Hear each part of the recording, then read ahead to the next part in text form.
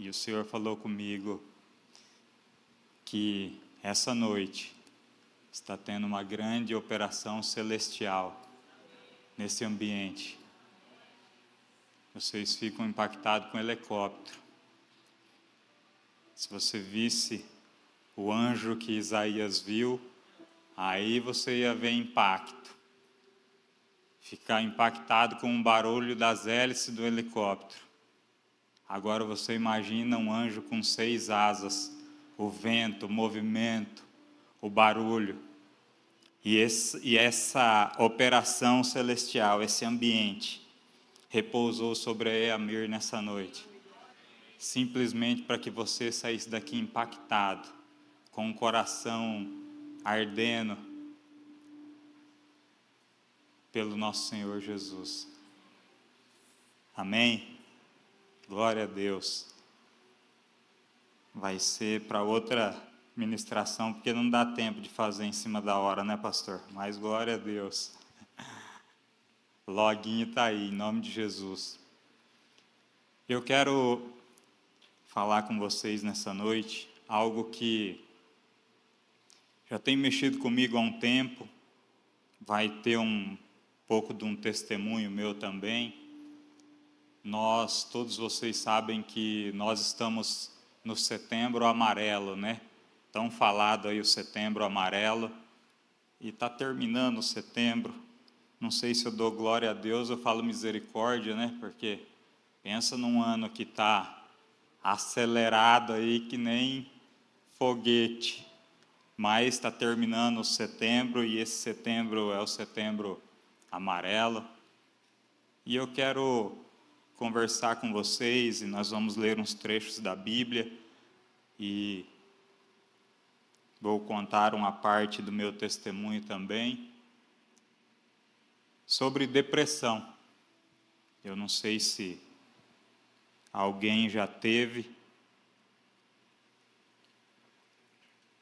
ou passa por isso nesse momento, mas eu já tive depressão, graças a Deus estou livre, em nome de Jesus, e nós vamos falar sobre um personagem bíblico que ele passou por um momento terrível, que é o profeta Elias.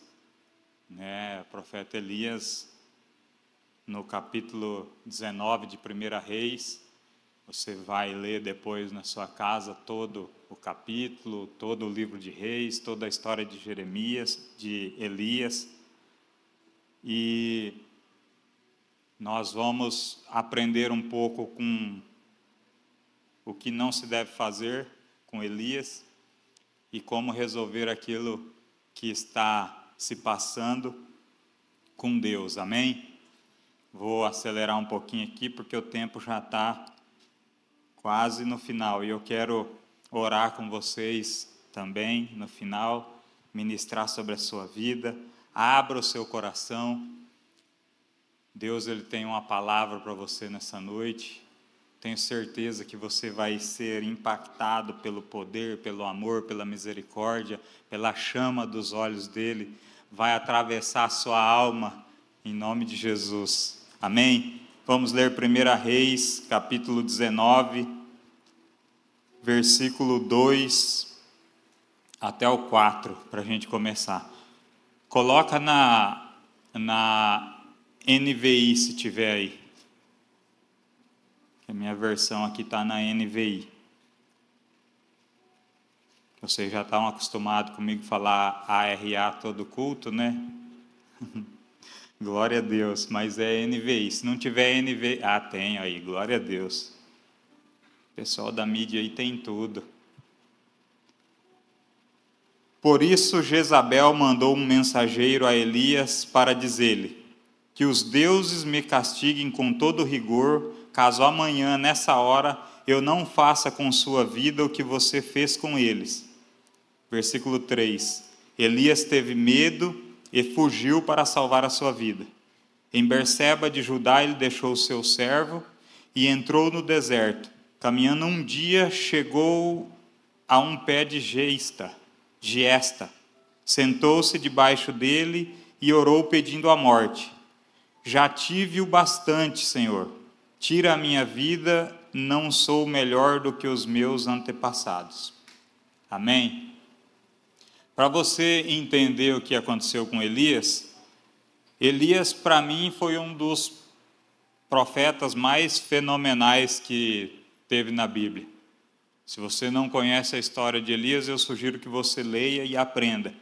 Mas Elias foi um homem que mais lutou pela conversão do povo de Deus. Ele fez coisas grandes, ele lutava, intercedia pelo povo para que o povo se convertesse, para que o povo convertesse o coração a Deus. E ele, em um determinado momento, fez um desafio com os profetas de Baal, e ele orou e fogo caiu do céu, consumiu o holocausto, consumiu a lenha, consumiu a água. E ele ordenou que descessem ao ribeiro de Quizon, e os profetas de Baal foram todos mortos. E essa senhora Jezabel era a mulher do rei Acabe. E essa mulher, para quem não conhece, é um dos piores personagens femininos da Bíblia, é Jezabel. Jezabel era feiticeira, ela andava no marido, feminista, fascista, tudo que não presta, flamenguista. Aí não, né? Mas ela é uma personificação do mal. Tudo que você pensar de coisa ruim era Jezabel.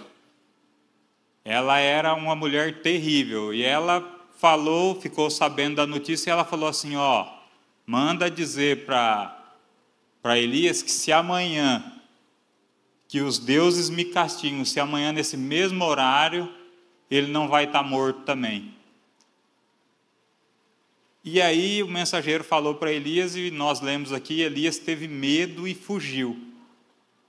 Eu fico pensando, irmãos, um profeta como Elias. Elias, ele orava e as coisas aconteciam naquele mesmo momento. Ele orava para não chover, a chuva parava. Ele orava para chover, chovia. Orava para descer fogo do céu, o fogo descia. Era um cara que tinha intimidade com Deus. E ele, por uma notícia, ele ficou com medo de Jezabel. Porque essa Jezabel, ela já tinha matado sacerdotes, profetas, ela era terrível. E ele ficou com medo. E aí a gente fica pensando assim, mas como que um homem de Deus, um profeta de Deus, sentiu tanto medo que ele fugiu? Ele fugiu. Como que um homem de Deus, ele tem esse sentimento de medo? E às vezes a gente fica pensando, quando você conhece alguém que está passando por um momento, um período de tristeza profunda, de medo, de falta de esperança, porque eu não sei, e espero que você não tenha passado por isso, mas quem já teve depressão, e estou profetizando sobre a sua vida, que se você já teve, não tem mais, em nome de Jesus, ela é um sentimento que vem na vida da gente que você não compreende. Às vezes você olha e fala assim, a pessoa tão bonito, bem casado, até bem financeiramente, está deprimido por quê? Aí você fala assim, eu tinha que estar deprimido, eu que tenho que acordar às 5 horas da manhã para ir pendurar a perna de frango no perdigão. Aí sim que dá depressão, né? Mas você olha para a pessoa e você não consegue imaginar aquela pessoa com esse sentimento, com medo, com angústia. Se você olhar para Elias, você não consegue compreender o que aconteceu com ele. Se você talvez olhasse para a minha vida, você não ia falar assim, mas como que o Alexandre tem depressão? É um cara crente, casado, bonito. Não sei por que vocês riem, mas é verdade. E com depressão. Eu passei um período da minha vida que eu falo que foi dos piores momentos da minha vida foi quando eu tive depressão. Porque as cores do mundo perdeu as cores. Você olhava, você via, eu olhava, via tudo cinza. Eu só queria ficar num quarto escuro. Eu não queria conversar com ninguém. Meu telefone tocava, eu me dava repulsa. Eu não queria conversar com ninguém. Meu sentimento era tristeza profunda e choro. E eu tinha que trabalhar ainda. Pastor Anísio trabalhava numa loja de roupa e eu trabalhava já na Decor Fios. E às vezes eu estava trabalhando lá e eu me escondia atrás do balcão da loja, porque meu coração parece que parava. Eu colocava a mão no pulso, não sentia os batimentos cardíacos. Falei, agora eu já estou só no embalo do coração que não está batendo, já morri daqui a pouco. E aí dava aquele desespero. E eu ia lá para onde a Anice trabalhava, chegava lá chorando. Aí a dona da loja via eu naquela situação, liberava ela para ir embora. Aí a gente ia para casa e eu daquele jeito, com medo de tudo, naquela situação difícil e passando vergonha, né? Porque se pensa um cara do meu tamanho, andando na rua chorando, chegava no trabalho dela lá chorando. Hoje eu consigo dar risada disso, mas é um sentimento diabólico. E eu fiquei muito tempo, teve uns dias que eu não conseguia dormir.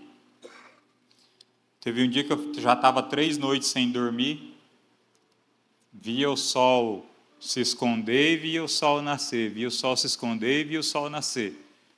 Aí eu fui no médico. Chegou lá, o médico falou, eu vou te dar um remédio, que é um calmante, para você dormir. Aí me receitou diazepam. Me deu uma injeção de diazepam. O diazepam para dormir é um remédio tarja preta. Em vez de eu dormir, fiquei mais 3 dias acordado. Fez efeito contrário o remédio. E ninguém sabe como, né? Se você falar com qualquer médico, ele vai falar que é impossível. Então, eu sou um impossível, porque eu fiquei mais 3 dias. Então, já estava 3 com 3, 6. Uma semana sem dormir. E aquilo, em vez de ir melhorando, eu estava cada vez piorando. Porque não dormia, você não descansa, você fica totalmente perturbado. E aquela situação foi se agravando, e eu não sabia nem o que era. Eu achava que eu estava com um problema no coração, achava que estava com um problema na cabeça, eu já estava com medo de ficar doido, e talvez já estava para ficar mesmo, né? Meu pai ficava preocupadíssimo comigo, minha mãe, minha família toda. Eu era recém-casado com a Anice.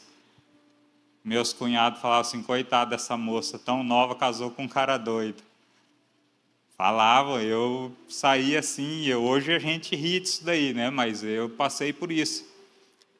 Ia numa farmácia, media a pressão, falava, estou morrendo. A farmácia dava 12/8.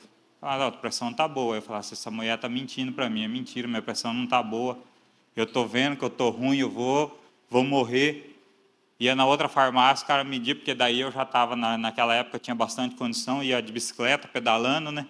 Chegava lá, tinha feito esforço, media a pressão, estava um pouco mais alta.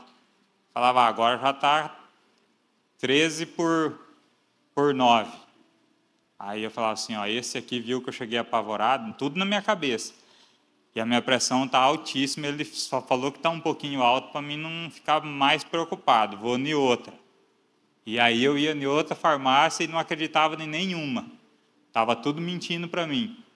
Você imagina o terrível que é você passar por um momento desse. E aí eu ia no hospital, meu pai tinha um caminhão na época, fazia meu pai funcionar o caminhão, até que o caminhão fazia ar para sair daqueles caminhão mais antigos. Se fosse morrer, já tinha morrido, né? E meu pai me levava de caminhão, chegava no hospital, o médico, quando me via, já dava risada, falava, já vem o doido aí de novo morrendo e não tem nada. Mas para mim não ficar só falando o que aconteceu comigo, estou dando uma pincelada, porque se eu for contar toda a história, preciso aí de um tempo maior. Eu sofri muito com isso, mas muito mesmo. E as pessoas que estavam ao meu redor sofreram também, muito. Sabe, muito mesmo. Pastora Anice, eu dou glória a Deus primeiro e depois a ela, que eu não sei se fosse eu, teria a paciência que ela teve comigo, porque é terrível, só Jesus para ter misericórdia. Então Deus preparou ela na minha vida para suportar, e até hoje ela vai me suportando aí, em nome de Jesus. E quando ela chegar lá no céu, Jesus pega ela no braço e fala: descansa, minha filha, deita aí que agora chegou a tua vez.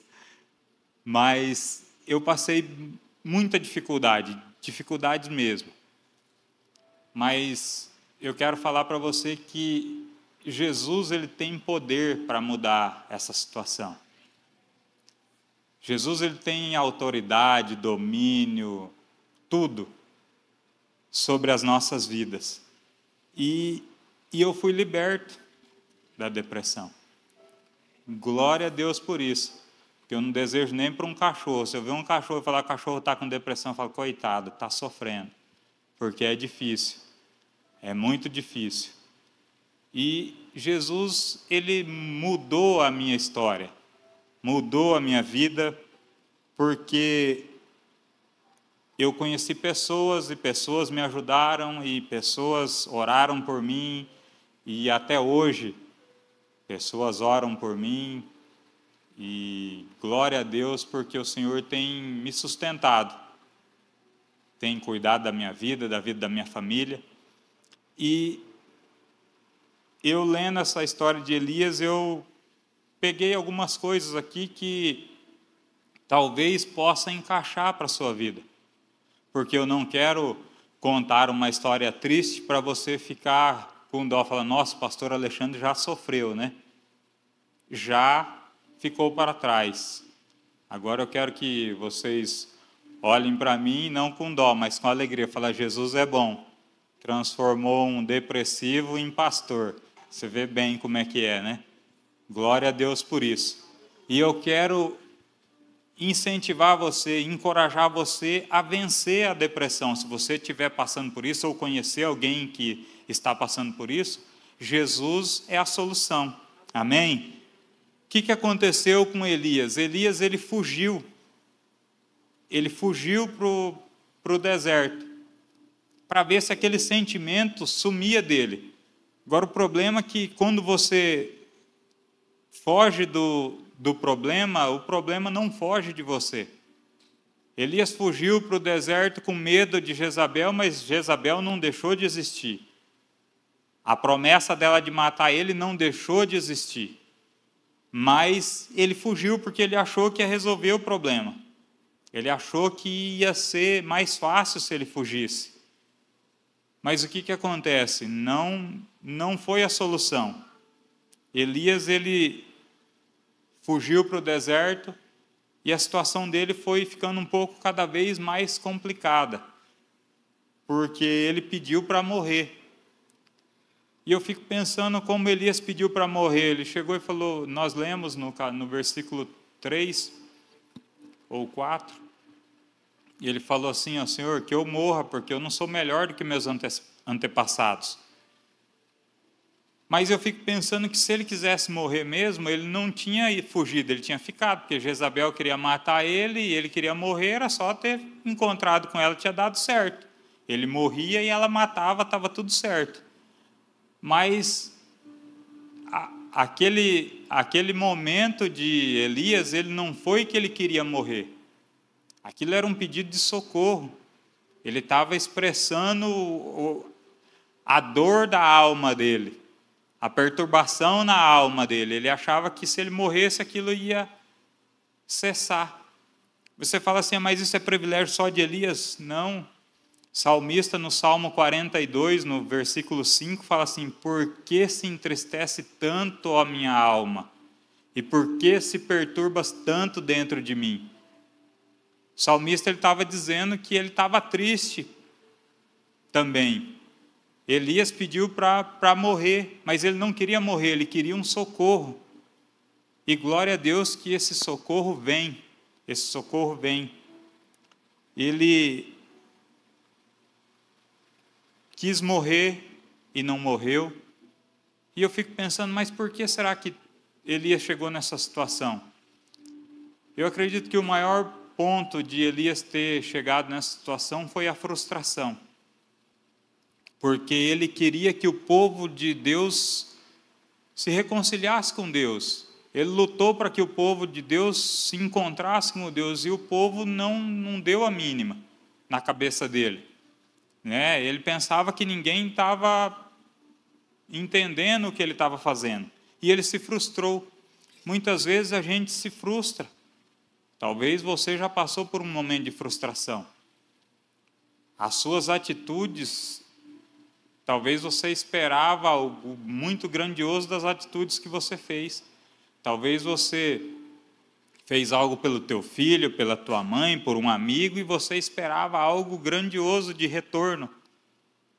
E normalmente isso não acontece, aí você se frustra. Talvez você se frustrou com seu marido, com seu filho, com sua esposa, com seu irmão, com um parente, com alguém, e você ficou decepcionado. E Elias ficou decepcionado com o povo, por isso que ele pediu para morrer.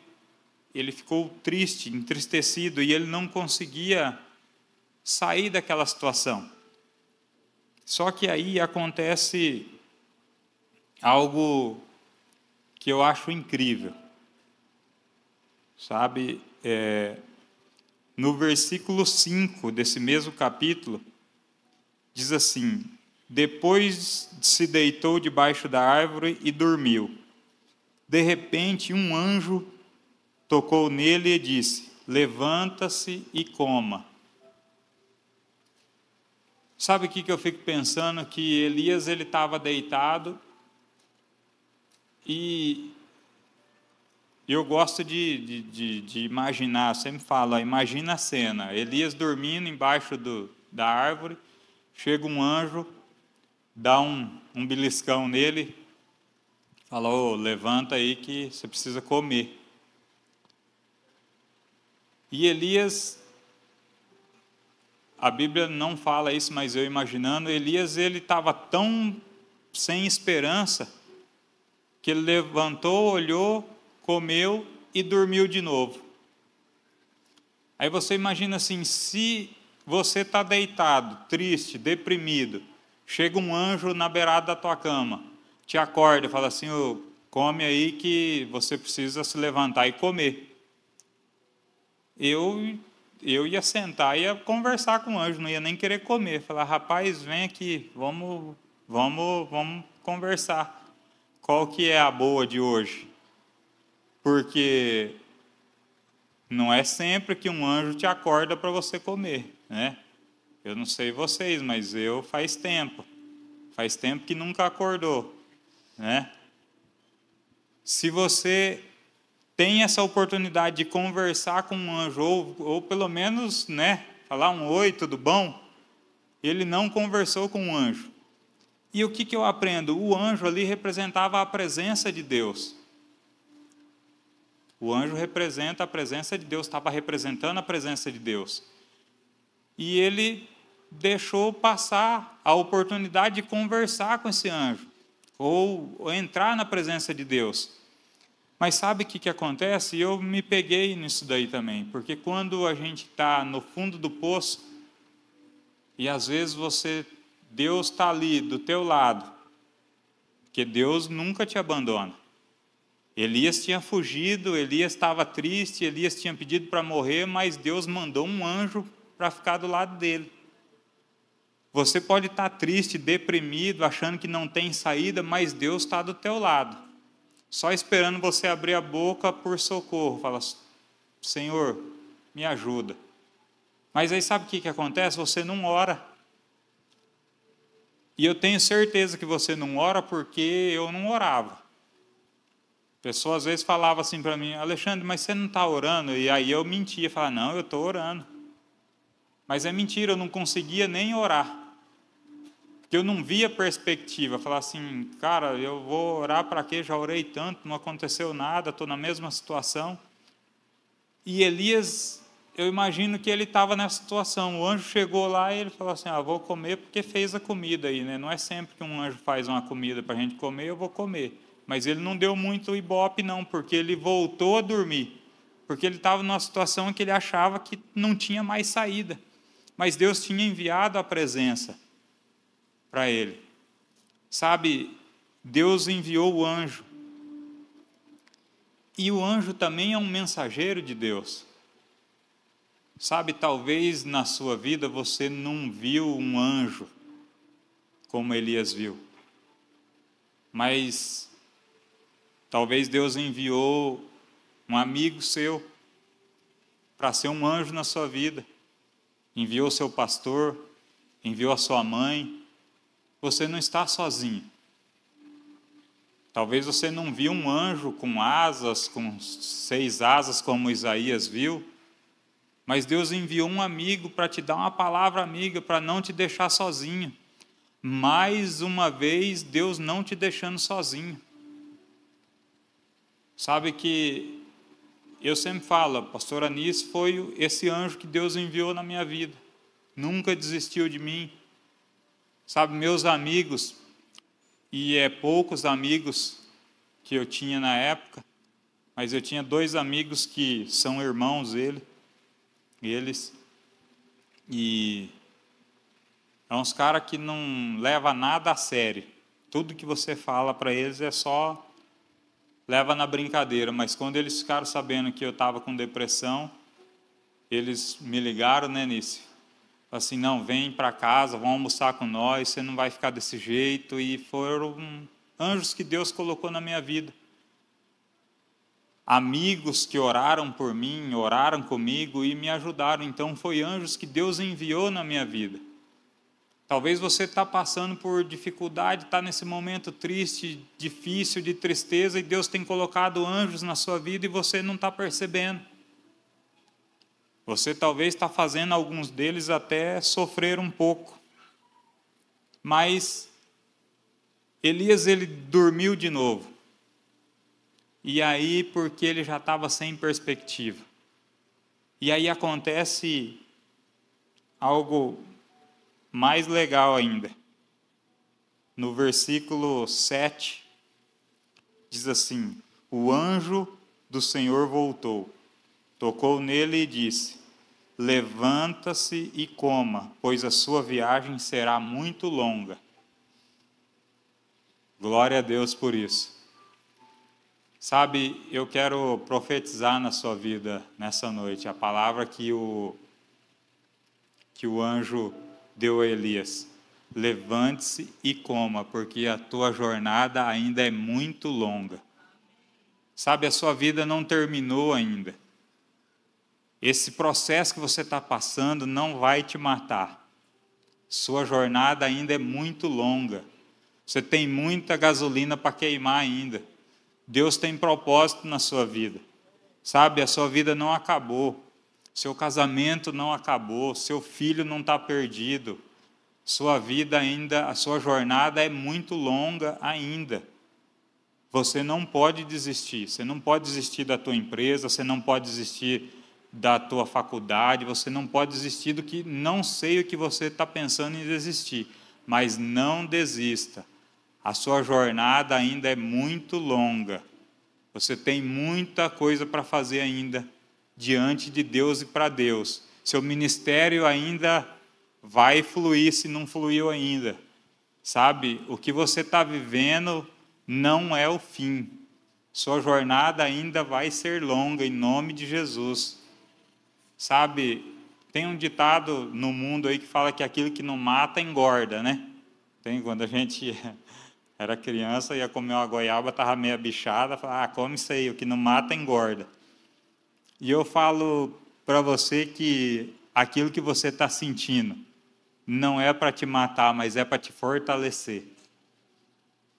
Sabe, talvez você está sendo forjado no fogo. É um pouco mais doído, mas é necessário. E talvez se eu não tivesse passado pelo que eu passei, talvez hoje eu não poderia estar aqui falando para você que tem saída. Isso não vai te matar, isso não é o fim, a sua jornada vai ser muito longa ainda, em nome de Jesus.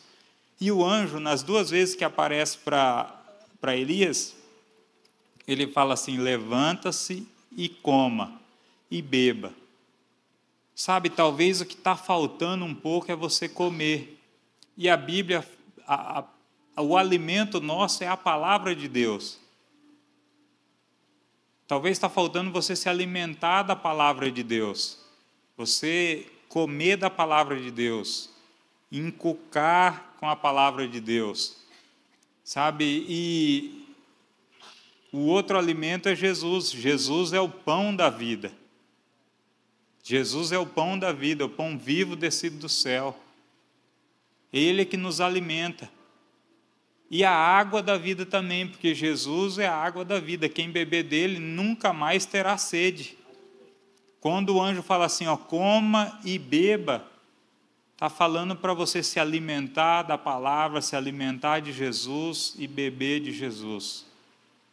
Eu duvido que haja sentimento de tristeza que suporte uma vitamina dessa. Pão do céu, água do céu. Quero te dizer que rios de água viva fluirão sobre a sua vida.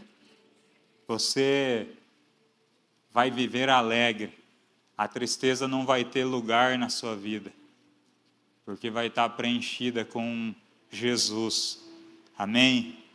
E Elias, o que aconteceu com Elias depois disso? Elias saiu dali e o anjo falou para ele assim, ó, se levanta e vai, porque você vai andar 40 dias e 40 noites e vai chegar em um lugar. E ele foi para esse lugar e entrou numa caverna. Quando a gente pensava que Elias ia sair daquela situação, ele se afundou um pouco mais. Ele entrou numa caverna. E aí o que acontece nessa caverna? Aqui para mim é algo que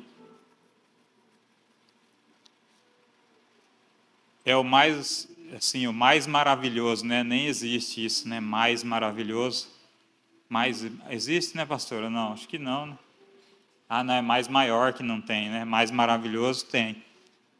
Se não tiver, depois me corrige. Mais maior não existe, né? Mais maravilhoso acho que tem. O que aconteceu?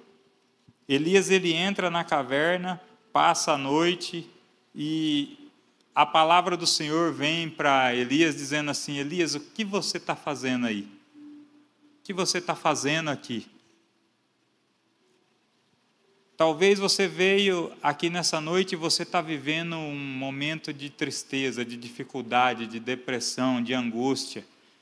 Você está no seu quarto escuro, dentro de uma caverna, preso nesse sentimento. Mas o Senhor, ele está te falando hoje, o que você está fazendo aqui? O que você está fazendo aí? Aí não é o seu lugar. Você não foi criado para ficar nessa situação. Você foi criado para vencer, não para morrer. Você foi criado para ser um instrumento de Deus, não para viver preso em um sentimento. Deus está te perguntando nessa noite, o que você está fazendo aqui? Você precisa sair dessa situação. Você precisa mudar essa realidade da sua vida. Você precisa entender que Deus está movendo algumas situações na sua vida para que você possa reagir a esse sentimento, a esse problema. Você precisa mudar de local, você precisa fazer alguma coisa. Elias, ele saiu e foi para um outro lugar, só que ele foi para uma caverna. Você precisa sair desse lugar e ir para a luz. O sol da justiça precisa brilhar sobre você. Você precisa saltar de alegria. Ah, é fácil isso? Não é fácil, mas você vai vencer em nome de Jesus. E Elias, ele vai para essa caverna, e acontece ali algo fenomenal. Vocês vão ler depois, que não dá tempo para a gente ler. Mas vem um terremoto, vem fogo, vem vento e vem um sussurro.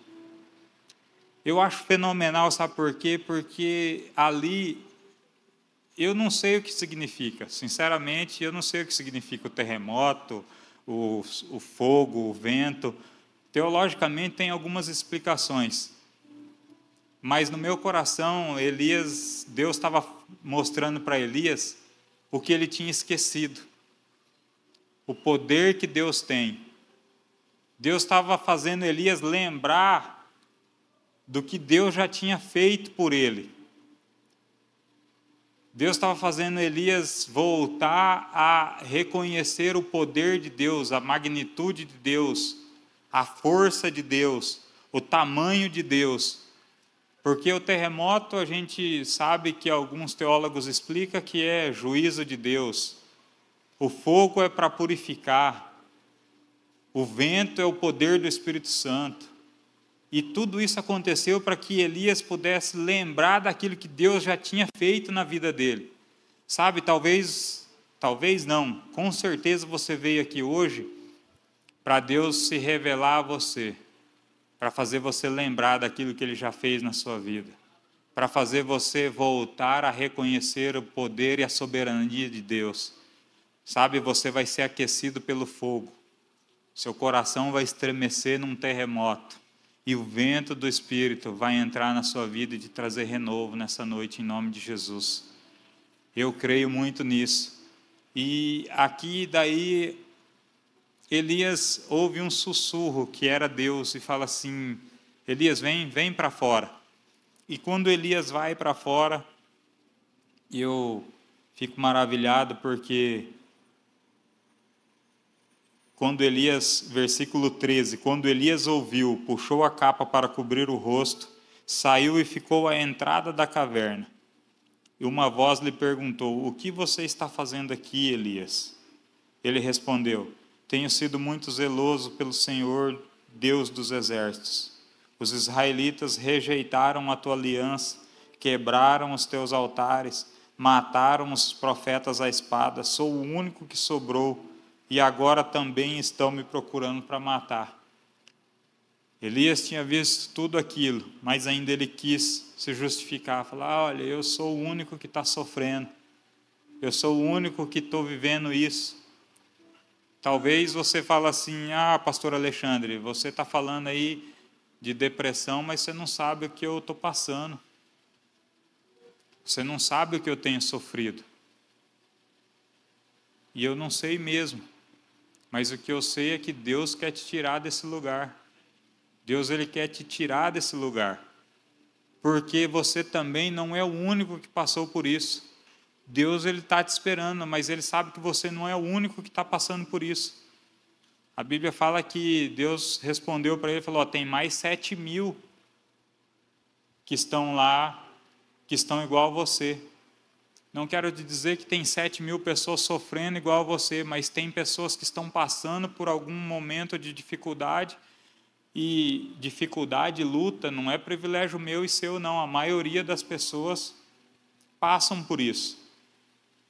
Sabe, a gente tem a mania de pensar que quando eu tiver tal coisa eu vou estar melhor. Quando eu ganhar 10.000 reais eu vou ser feliz. Aí você ganha 10.000 reais e não é feliz, porque você começa a ter problemas de pessoas que ganham 10.000 reais. Se você ganhar 100, você vai ficar do mesmo jeito, porque você vai ter problemas de pessoas que ganham 100. E aí você fala assim: mas quando eu casar eu vou ser feliz. E aí você casa e você começa a resolver o problema de não estar casado, mas começa a ter outros problemas. Aí você fala assim: mas quando eu for pai eu vou ser feliz. E aí você é pai e você vê que criar um filho é um desafio. E o que a gente aprende com isso? Que a aventura, o bom da vida é a estrada. A gente tem que aproveitar a estrada, porque se você ficar esperando chegar no final, o final da estrada, acabou a estrada. O final da história, acabou a história. Se você esperar chegar no final para ser feliz, você chegou no final e o final é o final. O bom da nossa vida é a trajetória. Você assiste um filme, o legal do filme é aquela luta, aquela tribulação, aquela guerra lá, e quando chega felizes para sempre, acabou o filme. Se você ficar esperando felizes para sempre, você vai viver infeliz para sempre, esperando um momento para ser feliz. E esse momento pode ser um momento que não chegue, porque você vai ficar preso na tristeza, na solidão, nesse sentimento, como Elias ficou. E sabe o que eu, aqui para a gente encerrar, o que eu acho mais legal disso daqui, e você vai ver, e eu quero que você receba essa palavra agora, para a sua vida ser impactada. Deus responde assim para ele, o Senhor lhe disse, volte, versículo 15, volte pelo caminho de onde veio, vá para o deserto de Damasco, chegando lá, unja Azael como rei da Síria, unja também Jeú, filho de Ninsi, como rei de Israel, e unja Eliseu, filho de Safate, de Abel-Meolá, para suceder a você como profeta. Jeú matará todo aquele que escapar da espada de Azael, e Eliseu matará todo aquele que escapar da espada de Jeú. Sabe o que Deus está dizendo aqui? Elias, levanta e volta da onde você veio. Vai lá e quem escapar do espeto cai na brasa. Vai escapar de Azael, vai morrer na mão de Jeú. Que escapar deles vai morrer na mão de Eliseu. Deus tem o controle da sua vida, meu irmão. Deus, ele sabe o seu amanhã. Ele conhece o seu ontem, o seu hoje e o seu amanhã. E a notícia boa é que ele está lá no seu amanhã, que ainda não aconteceu, ele já está lá te esperando para você viver algo sobrenatural. Elias, ele viveu algo sobrenatural, porque Deus já conhecia o que estava preparado para ele. A sua vida não está à mercê do acaso. Deus já tem preparado todos os teus dias. E a boa notícia é que você vai vencer em nome de Jesus. Se coloque de pé, eu quero orar com vocês.